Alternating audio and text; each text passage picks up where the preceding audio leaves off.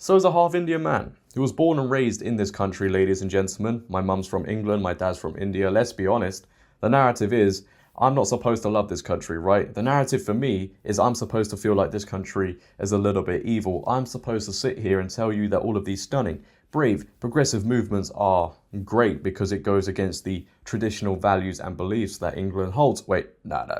That mind trick doesn't work with me. So when I see steps being taken to eradicate normality within this country, it does hurt because I want to be proud of this country, but as every day passes, me and many others feel like we have to get up and move away. As every day passes, we are starting to become a failed society, and this video will prove it.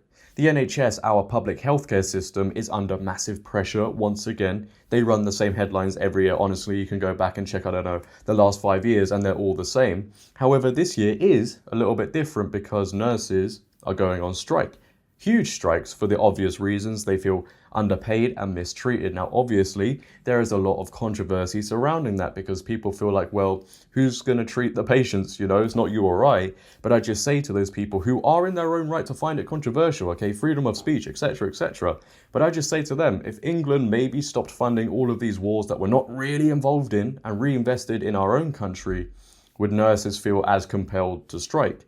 Who knows? But I'm here to tell you that as a country who likes to waste money, our track record does prove that. We are actually investing in the NHS. Woo, yes, come on. No, because it's not actually for the staff's benefit. It's not to put money in their pockets. Now, we're investing £100,000 to help staff talk to transgender men and the issues surrounding pronouns. And then you sit there and wonder why we're in the state we're in. Diversity scheme NHS to spend 100k teaching staff how to talk to pregnant transgender men. The NHS will spend £100,000 teaching staff how to talk to pregnant transgender men, including controversial terms such as chest feeding. Health bosses are advertising for help to extend a scheme promoting inclusion. Inclusion. That buzzword that everybody likes to use these days, and the more I see it used. We are actually excluding a majority, because when we use inclusion, it's always to please a small minority, right? There is a big majority of women, 99.9% of women, who won't agree with this and won't want to rename the term breastfeeding to chest feeding just to suit a small percentage of people. And it's funny, right? Well, it's not that funny, but women actually now have to accept this. You're not allowed to question it, because if you do, you are now a TERF, right? You see what's happening with J.K. Rowling. She is now a TERF. You will now also be a TERF, and all the other buzzwords everybody likes to use. You know, I say this in my daily life, right? It's not just the male they're coming after anymore, the straight male. It's everybody. Welcome to the club. Maternity staff will get pronoun alerts and language preferences warnings when discussing patients' bodies. A pilot at the University Hospital Sussex NHS Trust said, "We understand the extra challenges that gender identity can have on pregnancy, birth, and infant feeding." So with the NHS on the brink of collapse, nurses going on strike in a couple of days, a couple of weeks, huge strikes, we're deciding to reinvest 100k into pronoun alerts and talking about transgender men and their chest feeding. No, I guess it makes total sense, because obviously the rise in transgender men giving birth must be through the roof. The numbers are too hard to handle. My heart. No, I really do understand it. How many gave birth? According to Australian data, 22 trans men gave birth in 2019. Oh, right. No, it does make total sense. We, the UK, England, are not in a great place right now, are we? Let's be honest. The West in general is falling every single day. So with all these issues going on, inflation, homelessness, etc., obesity, we decide to focus on this. When was the last time you saw the government actually invest 100k into, I don't know, biological men? Because I'm struggling to remember. We are actually going to overtake America soon, right? America are going to be left behind. Our wokeism, the wokeism level, is going through the roof as I speak right now. And this next part that I'm going to show you will back up everything I am saying. I'm not making this up. These aren't pronouns. These are facts, right?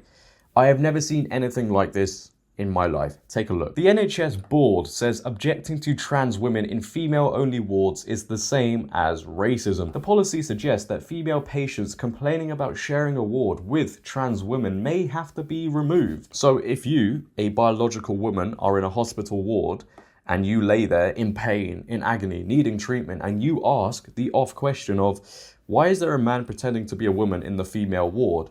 You won't get the treatment. They may have to escort you out. We're not allowed to ask questions anymore. Just accept everything. Staff are told to respond to the patient by saying the ward is indeed female only and that there are no men present. The policy goes further by comparing the scenario to racism. It says general appreciation of trans issues is low within our communities, and often this is used as a rationale for behavior that is essentially transphobic. Well, apparently everything you say now in the world is transphobic, so where are we going with this? If a white woman complained to a nurse about sharing a ward with a black patient, or a heterosexual male complained about being in a ward with a gay man, we would expect our staff to act in a manner that deals with the expressed behaviour immediately. What's interesting is the Telegraph has been looking at over 20 of the guidelines from the various trusts, and they've found that some of them have been saying that any patients that object to someone on the basis of gender identity ought to be reported to the police for hate crime. Oh, come on. And there are even official guidelines among these trust documents comparing them to racists. I really don't know what to say anymore after reading that again. We literally just compared asking a question, a query, it may be an innocent query, to racism. But then again, isn't just asking a question racist these days anyway? I'll tell you now, we, England, pride ourselves on being one of the best countries out there. Still, somehow, some way, we look around and we're like, yeah, nah, we're in a great way right now. We actually say to people, wokeism? What's that? I've never heard of it. We don't have that in this country. Look below the surface, my friend, and you will find a goldmine. Our priorities are so backwards, right? There are so many issues that need dealing with. Homelessness, inflation, etc., etc. I've already listed them. But no, £100,000 on this issue is gonna solve everything. You're not even allowed to question it. They've literally just said you're not allowed to ask a question or you get removed. We are rewriting history as we go along, right? We are rewriting the rules as we go along because we have to please the small minority. Otherwise, everybody is just so upset. And as I said, if you question it, if you think otherwise, well, you get removed, even if it is in a hospital ward and you are in pain, you're suffering, you need help, ask a question, get out, my friend. What a world. What a wonderful world. But what are your opinions on this, ladies and gentlemen? If you live in England, have you heard about this news? If you haven't, are you shocked? If you're outside of the UK, are you shocked about this, or do you have this going on in your own country? I would like to know, because I love to know about how wacky the world is getting. Honestly, it's crazy what's happening out there. If you have enjoyed today's video, then please, for me, make sure to leave a like rating. If you're new, hit that big red subscribe button and turn on bell notifications so you never miss a video. But until next time, until tomorrow, hopefully the sun won't be as, well, that's really bad to say. Hopefully the sun won't be coming in and out as much. I do apologize. But until next time, it has been your boy JD. Please, for me, make sure to always have a great day and stay safe. I'm out. Peace. See you next time.